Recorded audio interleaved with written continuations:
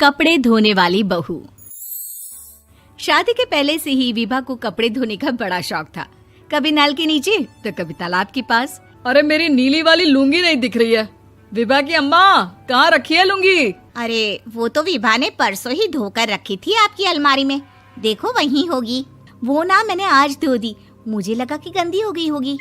अरे कैसे गंदी हो गई थी? उसे तो मैंने पहना भी नहीं। हे भगवान, इस लड़की के कपड़े धोने की आदत से परेशान हो गया हूँ मैं।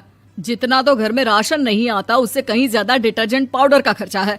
इसकी शादी करवा दो, शादी जाए अपने घर में ही करे काम, फिर चाहे घर के कपड़े धोने हो या पूरे गांव के।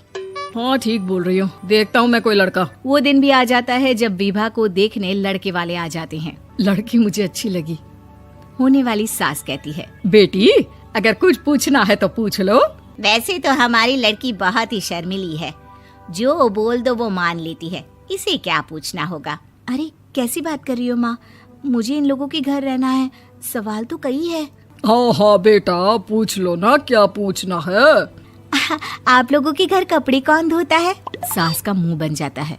देखो, अगर तुम ये कहना चाहती हो कि तुम्हें कपड़े धोने नहीं आते तो सुन लो, कपड़े मैं ही धोती हूँ, लेकिन तुम्हारे आ जाने के बाद मैं रुमाल तक नहीं धोऊंगी। अरे चुप रहना भाग्यवान, बहू बेचारी घर आई नहीं, उसे डराना शुरू कर दिया। वो क्या है ना बिटिया, अभी तक तो ये कल्लू की माँ ही धोती थी, लेकिन अब तुम्हारे पापा तो दहेज में वॉशिंग मशीन देंगे ही।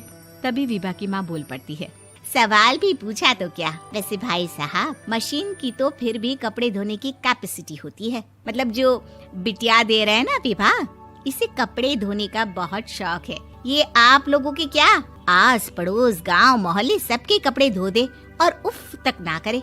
बाहर देखा नहीं आपने कितने कपड़े सूख रहे हैं? सब हमारी बिटिया ने ही तो धोए हैं। बस भी करो ना माँ, शर्म आ रही इतनी तारीफ सुनकर। और तो और एक दाग निकाल कर दिखाओ तो मान जाऊं। हाँ अच्छा, माफ करना बेटा, मैंने गलत समझा। हमें तो रिश्ता बहुत पसंद है। और ऐसे जुड़ जाता है रिश्ता कपड़े धोने का शौक रखने वाली विभा का। उसकी शादी हो जाती है कोयला फैक्ट्री में काम करने वाले कल्लू के साथ। शादी के बाद अचानक विभा चिल्लाती हुई सास के पास आती है। सासू माँ, अरे सासू माँ कहाँ है आप? ये तो धोखा है, धोखा दिया आप लोगों ने मुझे। इसे ससुर के चक्कर के बारे में पता चल गया। अरे तो उसमें तुझे क्यों धोखा मिला है? अरे नल में पानी नहीं आता, कपड़े कैसे कब धुलेंगे? अच्छा, तू पानी नहीं आ रहा उसकी बात कर रही है। तो आपने क्या सोचा? कुछ नहीं।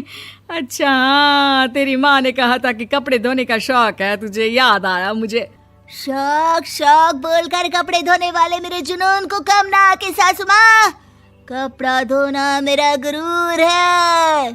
तभी पति भी वहाँ आ जाता है। अभी मैंने इसे सनी देओल की फिल्म दिखाई है, उसी के डायलॉग मार रही है माँ। अच्छा सुन, साफ साफ बता रही हूँ, पानी सुबह 4 से 6 और शाम को 10 से 12 आता है, समझी? विभा टाइमिंग सुनकर हैरान हो जाती है। ये क्या भूतों का मोहल्ला है? सुबह 4 बजे उठकर कौन कपड़े धोता है? 4 बजे टंकी में पानी जाता है, फिर सारा दिन धोना ना, किसने मना किया? अरे कैसी बात कर रही हैं? 200 लीटर की टंकी में कितने कपड़े धो लूंगी मैं? सुबह ही उठ जाऊंगी मैं। अब क्या था, विभा सुबह 4 से लेकर रात के 12 बजे तक कपड़े ही धोती रहती। एक रोज सास पड़ोस से निकलकर कहीं जा रही होती है कि साथ वाली कहती है, हाँ कल्लू की माँ, जरा ये बताओ कि 2 साड़ी है, 2 ब्लाउज और एक पेटीकोट और एक नाड़े वाला लंबा कच्छा। हाँ तो? अरे तो क्या, कितना लोगी धुलाई ये बताओ। धोबन दिख रहे हैं हम क्या? हमारे पति सरकारी नौकरी से अभी रिटायर हुए हैं और बेटा सुपरवाइजर है कोयला फैक्ट्री में। धोबन समझ रखा है हमें? हाय रे कल्लू की अम्मा, माफ कर दो, वो तो मोहल्ले में यही सब बता रहे थे कि तुमने बहू को कपड़ा धुलवाने के काम में लगा दिया है। सास को पड़ोसन की बात सुनकर गुस्सा आ जाता है। वो घर पहुंचती है जहां घर के बाहर ही इतने सारे कपड़े सूख रहे होते हैं जितने कि किसी धोबन के घर पर। अरे ओ कल्लू की दुल्हन, बाहर निकल।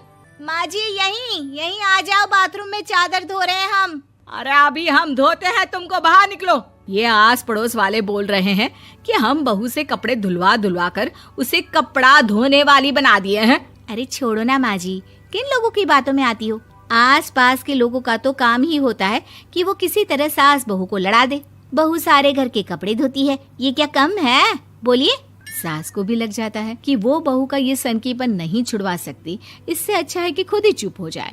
एक रोज सास और बहू मंदिर जाते हैं, जहाँ सास की साड़ी वहाँ खड़ी भीख मांगने वाली से मिलती है। माँ जी क्या बात है, आपकी साड़ी उस भिखारन से कितनी मिल रही है ना? हाँ हाँ देखो तो, दोनों की साड़ी मिल रही है। क्या बात है कल्लू की अम्मा, तुम खुद को तो अफसर की बीवी बताती हो और ऐसी सिंपल सी प्लेन साड़ी पहनकर घूमती हो। सिंपल और प्लेन नहीं है ये साड़ी। तो क्या सोने के धागे से फूल बने हैं?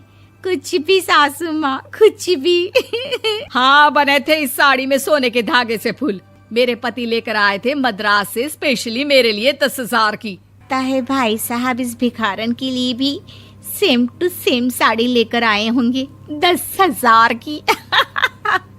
सास उस वक्त तो कुछ नहीं कहती, लेकिन बहू के साथ घर आती है और अलमारी से एल्बम निकाल कर लाती है। ये साड़ी देख रही है, ये वही साड़ी है जिसे मैंने अभी पहना था। इस साड़ी में ये जो चमकदार फूल दिख रहे हैं ना, ये सोने के धागों से काढ़े गए हैं। लेकिन तू लोकल वॉशिंग मशीन ब्रश से घिस घिस कर सारे फूलों को निकाल कर साड़ी प्लेन कर दी।